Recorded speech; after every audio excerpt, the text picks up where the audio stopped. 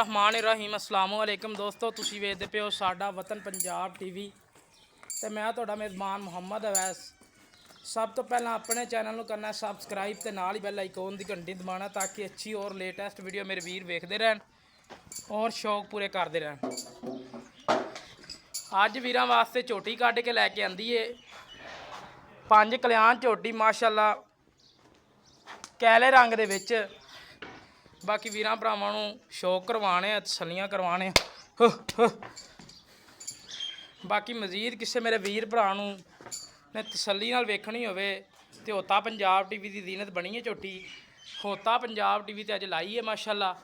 बाकी रेट शेट सारी डिटेल होता पंजाब टीवी ते दित्ती हुई है।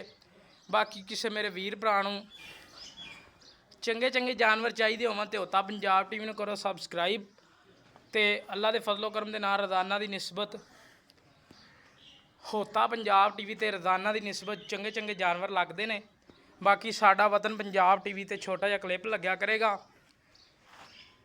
झोटी नूं अख बिल्ली मुछ बग्गी निक्की निक्की सिंगी मोड़ के काठा ही रखी है पूरी माशाअल्लाह। झोटी है कमाल दा हीरा है। रोग रोग का मुठ मुठ का थान लग्या 5 कल्याण पूरी झोटी है। हाफिज भईया का रेट करते हैं 5,55,000 रुपया। प्यार मुहब्बत मौके पर हो जाएगा। बाकी पूरी डिटेल सुननी हो तो मेरे वीर भरा होता पंजाब टीवी की जीनत बनन।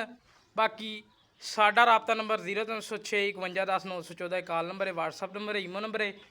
इस तरह अपने मेज़बान दिओ इजाज़त। पाकिस्तान अल्लाह निगहबान।